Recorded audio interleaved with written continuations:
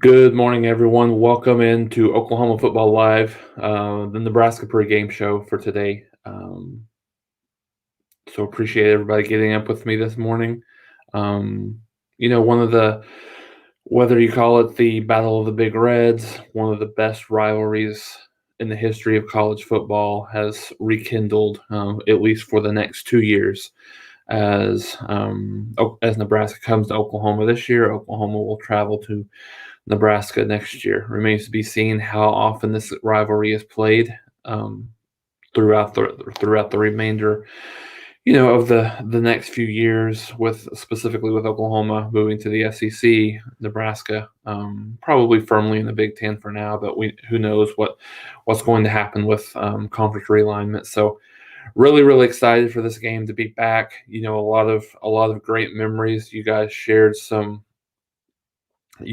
memories with me on Sunday of last week. We did a couple of pregame shows. In the middle of the week, I was on with Mark and Greg from Nebraska Illustrated, I believe, and we kind of talked through some of the better games that we've seen in the Oklahoma Nebraska rivalry. Me, obviously, 2000 is the top. Just only being 40 years old and not really. I knew of the games in the 80s and certainly the 70s, but it's not as big, obviously, in terms of my football watching career and following career. So, and obviously, the 90s were a blur just in general for Oklahoma football. So yeah, really exciting to have this game back. A lot of interesting things to think about in terms of this game. So bring your questions, your comments, your concerns. So I'll kind of go through a couple of keys that I have for this game, both on the offense and defensive side of the ball. And then we'll go with some predictions and just anything that you guys want to talk about as side items, I guess, as part of this game. Oklahoma has, I believe, 6 visitors that will be visiting today. Gabe Dindy visited last week for the Western Carolina game, so we can talk about that if you want to get into recruiting stuff, anything as far as the game goes. So really just to get you guys set, Oklahoma still is right around a 22-point favorite in this game.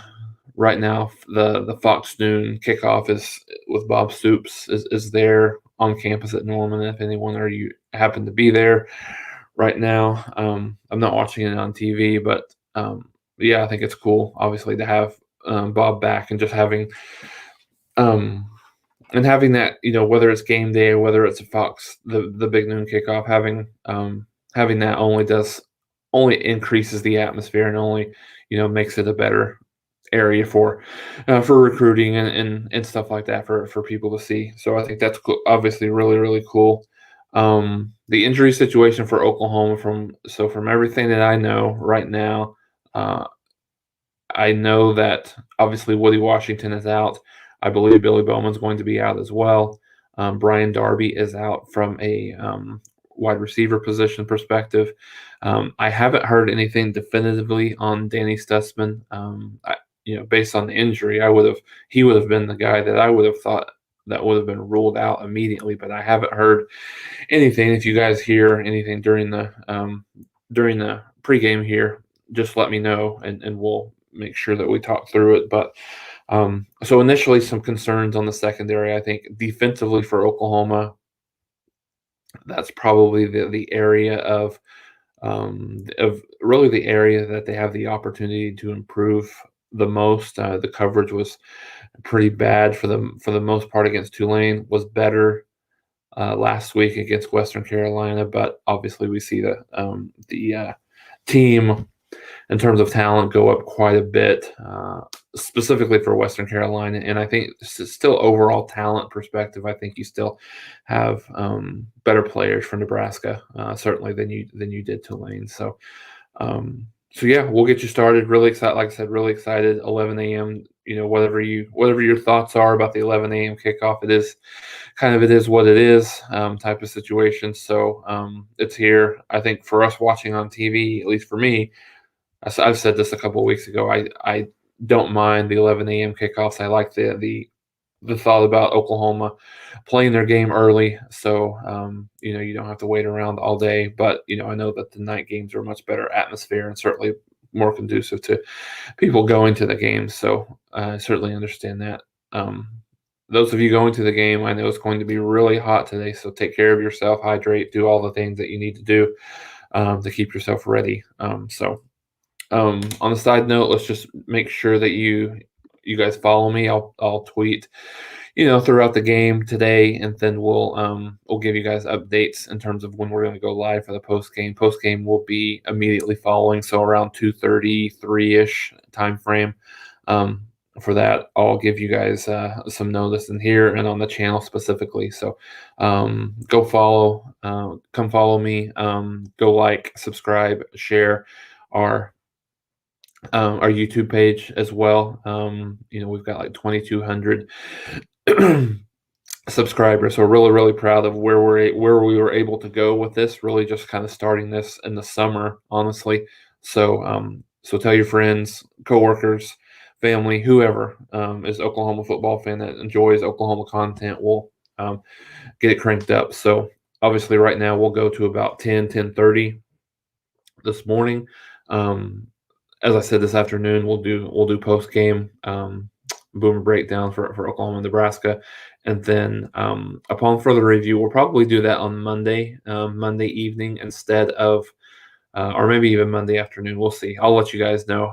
I've got some prior commitments that I won't be able to do that tomorrow evening as I normally do, but we will certainly get it cranked up, and maybe Monday's a little bit better of a reflection time as well. So, like I said, we'll let you guys know. We'll communicate that appropriately to you guys, and let you guys know exactly what that's going to look like as well. So,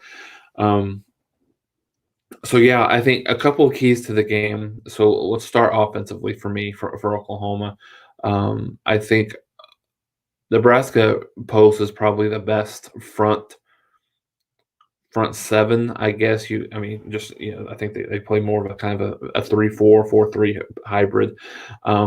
So I think, when you look at that, I think Oklahoma's ability to, from an offensive line perspective, to be able to block in the run game and get to the second level in terms of the linebackers, I think that's going to be a big key to watch throughout this game. Oklahoma really needs to have the ability to run the football well. It's one thing that they struggle against Tulane or better against Western Carolina, but still the offensive line and kind of that continuity, I think, will be interesting. And I think Oklahoma has a little bit of a challenge on their hands, in terms of some of the guys that they're playing. When you look at a guy like Robert Conjal, he's solid. He's done a really good job for Oklahoma over the first couple of games. However, Andrew Rame is probably better from an athletic perspective. I think just knowing what he's supposed to do and where he's supposed to be. He's a lot better, I think. Maybe not a lot better, but he's better than Conjal. Conjal's just solid, but I think the upside of Rame is a little bit better. So it will be interesting to see who starts, who plays more for Oklahoma there at the center position. And then right tackle, Tyrese Robinson's played well. No, there's no issues there. I think the biggest problem with him is he doesn't have a lot of length to him from an arm reach perspective, and we know that's critical. Whether you're playing at the left tackle or the right tackle, that's a critical component for a tackle. So, like I said, not that he's not playing well, he's playing solid, but when you look at a guy like Wanye Morris, he more so looks the part. I think I think from a depth chart, traditionally over the first couple of weeks, haven't seen the depth chart come out today, or for this game, I should say. But when you look at Wanye Morris, he has been kind of backing up Anton Harrison at the left side. I think in a perfect world, you would see Oklahoma move. Would have Wanye on the right side of the line, so you have two really, really big prototypical tackles, long arms, good reach, nice strength. So I think Wanye played a lot lot more and a lot better. Last week there were some situations where he just didn't look like he was quite sure what to do, where to go, but those were pretty few and far between. So I think that's a big that's going to be a big key to this game offensively. Um, Eric Gray was much, much better game two than he was in game one, much more patient. You saw the kind of the wiggle and the elusiveness that he has. So be critical for him to continue to play well. Would be interested to see if Jade Knowles gets in the game at all. At any point, just some spot duty. I think he has an opportunity to. I think of the walk-ons, his productivity was a little bit better, and just his ability to kind of take a pounding, I think, is a little bit more than maybe what we see from Todd Hudson. So the running game is going to be a really big part of this game. I think just the continued improvement from Spencer Rattler in this decision making is good. He has through 2 games, 2 years and 2 games, he has a propensity to really try to do too much, to try to make the home run play, to try to trust maybe his arm strength a little bit too much. But so his ability to play within the game plan, play within the team, let all of his talent that he has on the outside, speak for itself and work for itself, I think is going to be big as well. So I think his decision making on the defensive side for Oklahoma, really Oklahoma has a pretty decided advantage for their defensive line versus Nebraska's offensive line. Offensive line has not been extremely has not been a big factor for Nebraska. Adrian Martinez is the leading rusher. The second leading rusher has a little bit over 100 yards through 3 games for Nebraska. So I think Oklahoma has that advantage. However, what they're going to have to do a really good job on today is making sure that they contain Adrian Martinez and keep that lane integrity strong for the Sooners. Just because when you look at Adrian Martinez, he's the leading rusher. Obviously, he's the leading passer, but he's the leading rusher for Nebraska for over 200 yards in the 3 games. So, and I believe there's 2 games which he has 100 yards rushing. So the last 2, if I'm not mistaken. So he really has been the leading rusher. Has been better overall. He did fumble a time or 2 against Illinois, but.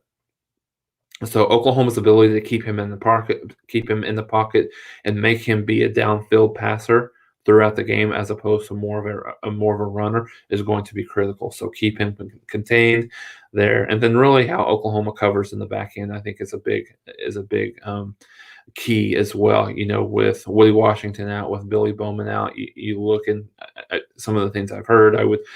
I would venture a guess to say that we probably see. Probably Dylan Turner Yale, some at nickel. We'll probably see Key Lawrence play a little bit more at the safety position.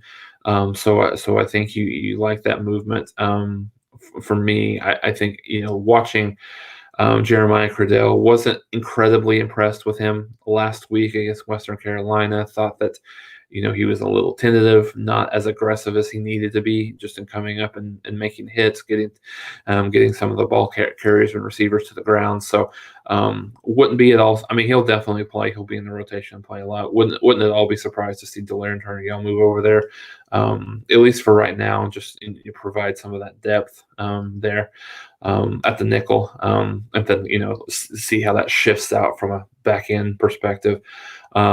Latrell McCutcheon and DJ Graham are probably your starters. I would venture today. Latrell McCutcheon started last week against Western Carolina.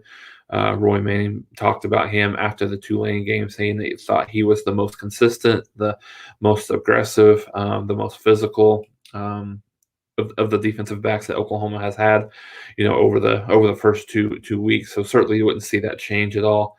From a depth perspective, I think you're certainly going to see Jaden Davis in the game. You're certainly going to see Justin Harrington in the game as well. But that depth takes a little bit of a hit, certainly without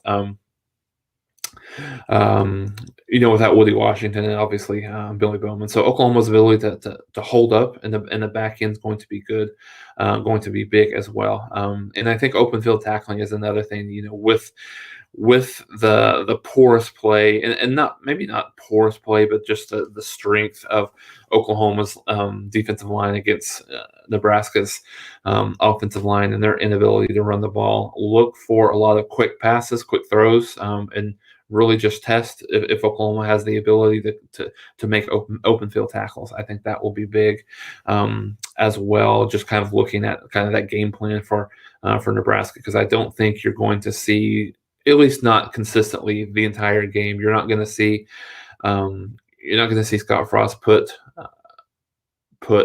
Adrian Martinez in a situation where he's, 5-step drops, 7-step drops, just having him, kind of hang out in the pocket because he knows he's at a disadvantage with his offensive line versus Oklahoma's defensive line. So I think that's something to look at in terms of how Oklahoma's able to tackle in the open field. Are they, if they're, they gave up a lot of early on. Tulane employed kind of the same thing, a lot of quick throws, a lot of crossing routes and things like that. So Oklahoma didn't cover, and a lot of that was, there was some bad communication on the back end. But if that's the case again, I think Oklahoma's it's a 4-quarter game. If that's the case, if Oklahoma's not covering well and they're not tackling well in the open field, I think, those are the conditions that will allow this to be a 4-quarter game.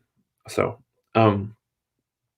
yeah. So what questions, what comments do you have? What are some of your keys that you think that could be a determining factor within this game in terms of if it's close or if it's, more of a lopsided game? Personally, I tend to think that I think Nebraska will bring their best foot forward. They'll try, just do everything that they can. The one thing that kind of, as I've been thinking about this game this week, a little bit, and I think most of you remember this, 2000 and I think this was 2002 when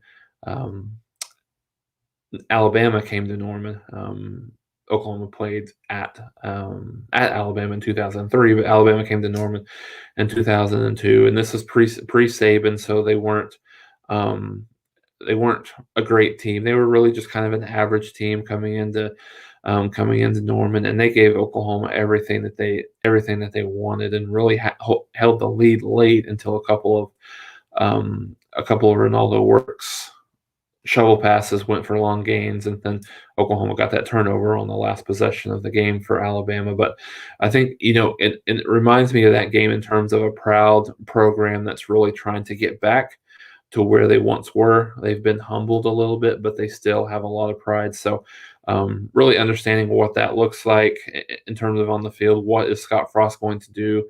What types of things will he do? Dennis Francione in that game for Alabama, there was a couple of onside kicks. They had I believe they had a couple of fake field goals and at least one of them went for a touchdown, I remember. So they did a lot of, I think the word is trickeration. Will we see that a lot from Frost early on in this game, trying to keep, specifically if it looks like that Oklahoma has a pretty substantial man-to-man advantage across the board between the two teams, then absolutely, I see that as a possibility as well. So I think, like I said, that's the one thing that I keep thinking about, really just in terms of what this could look like for Oklahoma and Nebraska in this game today. What are some of your comments and concerns as well? Chris, thanks for the shout out, bud. I appreciate it. A lot of Boomer Sooner comments here. Everybody's excited, getting ready for the game. Don Jones, Nebraska will come to play. They won't lay down just because we're Oklahoma. I think this game will be close. I think it has the opportunity. I think for me, I think it will be closer. I think a little bit closer than the experts think. I think. So I'm curious to hear your score predictions and all that stuff to see where you think that this game will head. I've been leaning on 41-20 Oklahoma. I think Oklahoma will be in. You'll know who the better team is throughout the game. Let's just say that. I think when you look at um, Oklahoma might give up a late touchdown just to make the game not quite, at the point spread. So I think 41-20 is something I think that you'll see maybe go back and forth a little bit early. I think Oklahoma's second, third, early fourth quarter will settle down and exude their dominance a little bit. And there's going to be a lot of excitement in the stadium and through this team. How do they handle that early on is a good precursor to know exactly how this team will handle that, throughout the remainder of the season. So I think, that's where I'm at. What are some of your score predictions as well? I'm just interested to see what you think of the game, and how that will kind of go through as well. 38-24, so much closer game than the 22-point spread. So yeah, I think that'll be interesting. If I think again the way how I came into the Tulane game is if Oklahoma holds them to 17 to 20 points, I think you're looking good. Now if Oklahoma's if Nebraska's in the 24s here, again depends on how they get there obviously, but if they if they're not there at that, if they get 20 plus, I mean I think that's still a little bit of concern in terms of exactly where Oklahoma's at defensively, what they need to do to improve, because they're gonna to get to where they want to be, they're gonna play better offensive certainly than Nebraska. Texas, even though they struggled against Arkansas, probably will throw out a much better effort against Oklahoma. We know that. I think when you look at some of the teams that they'll play, I know Iowa State struggled as well, but I think they'll be a better offensive team, specifically late in the year. Their teams only get better and better.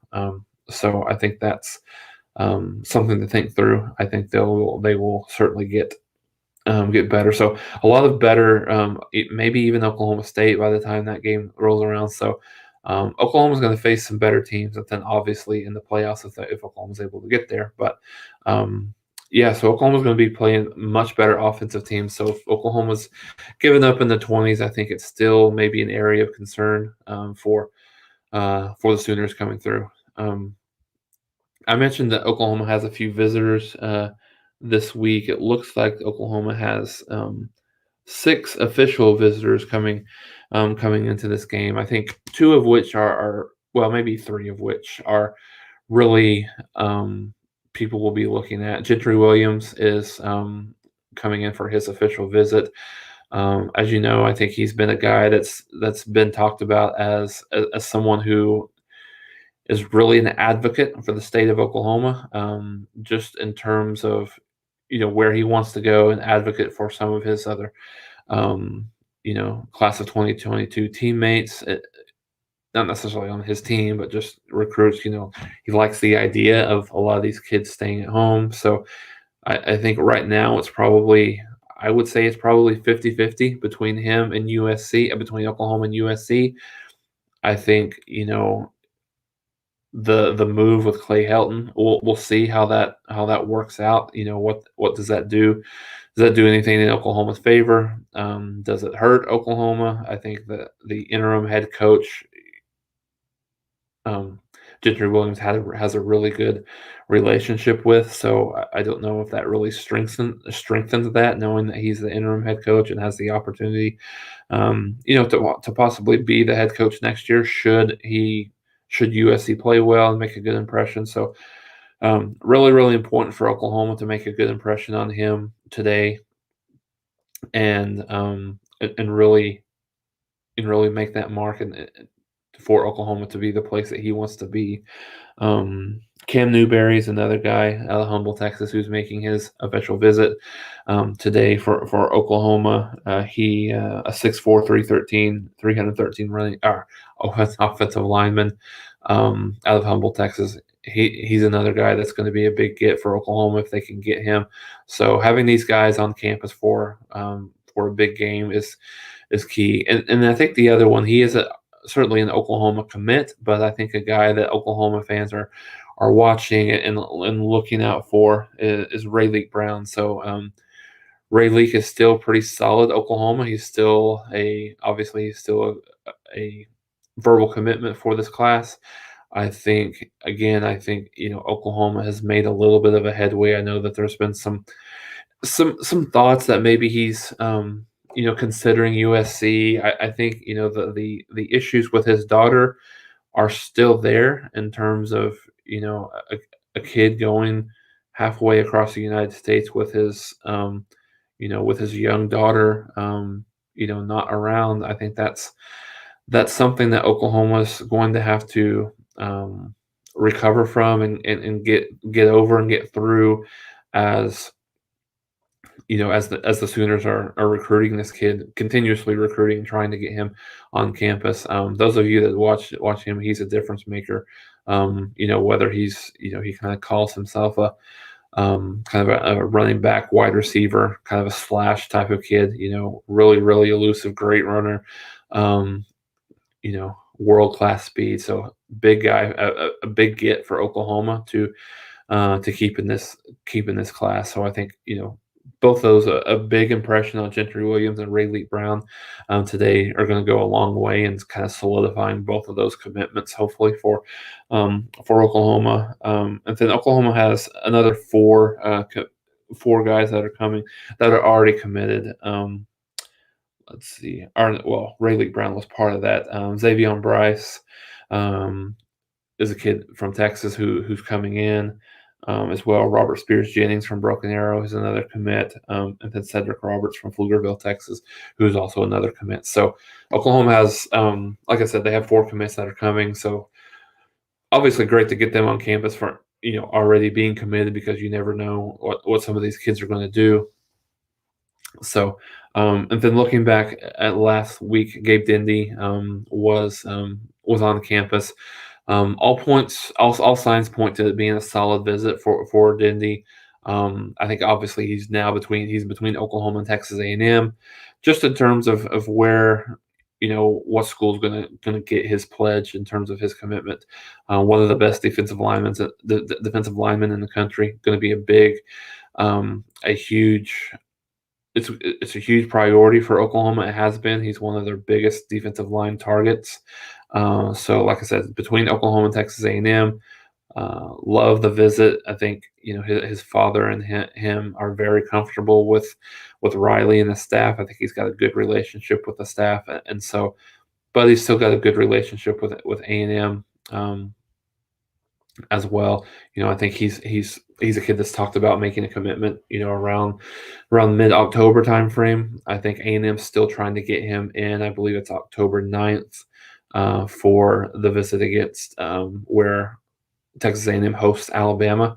So I think if Oklahoma can get him to commit, obviously before that time, or he decides that he doesn't go to that visit, I think that's a big win for Oklahoma. I think it's still close. I think there's a good relationship that they have with A&M. I think there's a good relationship that they have with Oklahoma. I think the Oklahoma relationship may be a little bit stronger at this spot. So I think I would give maybe a slight edge to Oklahoma still. Now, if A&M's able to get him down there for that visit on October 9th, you can imagine, with Alabama coming to town, kind of a very big and a huge weekend just to be down in College Station for that. So I think that has the opportunity to sway him, but I still think that Oklahoma holds a small lead there as well. Will OU sign a wide receiver in the 2022 class? They absolutely will. They need to. Obviously, that has been a little bit of the bugaboo, Jimmy, of this 2022 class. Is Oklahoma has had 3 wide receiver commitments that have decommitted and have opened up their recruitment to other places, and some of which have signed, and then the last of which is Luther Burden, and he dropped his top 3 or final 3, and Oklahoma wasn't in it. So he's clearly, I think, moved on from Oklahoma, and I think vice versa. Oklahoma's moved on from him. So obviously, it's one of the things, Jimmy, that I've not really,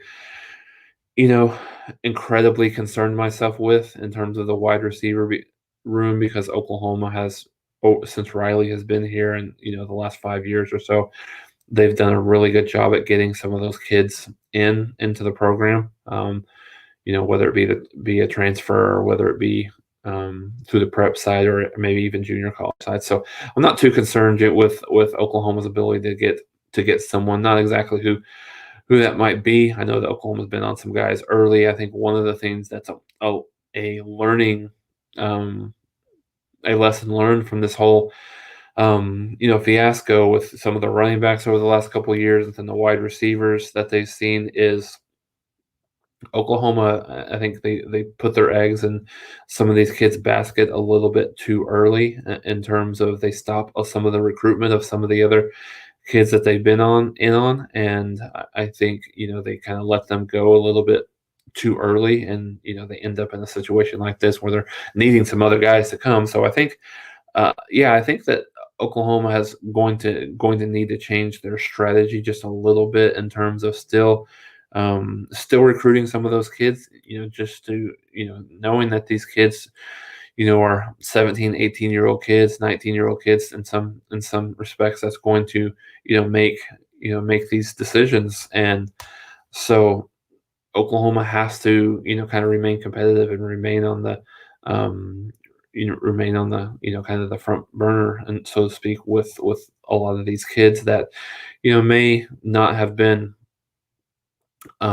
maybe not number one with Oklahoma, but Oklahoma's still recruiting them. So, being able to do that, I think, is going to be big. So, so like I said, I'm not, right now, as it sits right now, I'm not incredibly concerned with what Oklahoma has on the recruiting side. I think, based on some of how Oklahoma plays, I mean, I think there's been a thought this year that, if Hazelwood has a really good year, if Mike Woods has a really good year, that it could be their last year. So what does that look like for the wide receiver depth? Obviously, Marvin Mims will be back next year. When you look at some of the other receivers, Mario Williams will obviously be back as well. Like we talked about, Mike Woods. Hasn't had a ton of opportunities early on. 6 catches for 44 yards in the first 2 games, but he did get a touchdown last week. I expect him to be a much more critical part of this offense as they go forward. Really getting more of an opportunity. Obviously, the starters only played really a half last week, so he had those catches in a half, and so I think building that continuity with Rattler. Rattler talked about it early on in the preseason, but building that continuity will be good. But those are 2 kids, that Hazelwood and Mike Woods, that you think that you might lose next, after this year, but you still got, you still got a lot of young talent. You got Cody Williams, you got Jalil Farouk, and then you got some of the aforementioned guys. But I do very long-winded answer to your question. I think OU will at least sign a couple in this class. So we got 23 on the line right now. So any questions that you guys have before we end up wrapping it up? If there's no questions, I know you guys don't want to sit here and have me ramble. We'll put more time into the post game show this evening. As well. I mean, this afternoon, I guess I should say, not this evening. So, like I said, we'll go live at around 2:30, 2:33, 3-ish, and break down the game. We'll be able to break down this in more detail than we did last week, obviously, with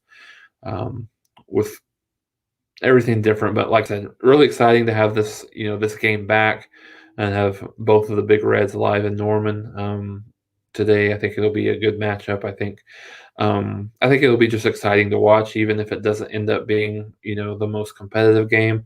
I think it will. I think it will be really just exciting to see these 2 teams going at it again, without a doubt. Jimmy will Theo Weiss be back. I've heard anything from like 4 to 6 weeks to about half the year. I think Riley even said for the first half of the year a couple of weeks ago. So I haven't heard anything new from that, Jimmy, but I think certainly wouldn't expect him back until the last half of the year. Later on, and then at that point he could help solidify that wide receiver room. Not that they struggled at all.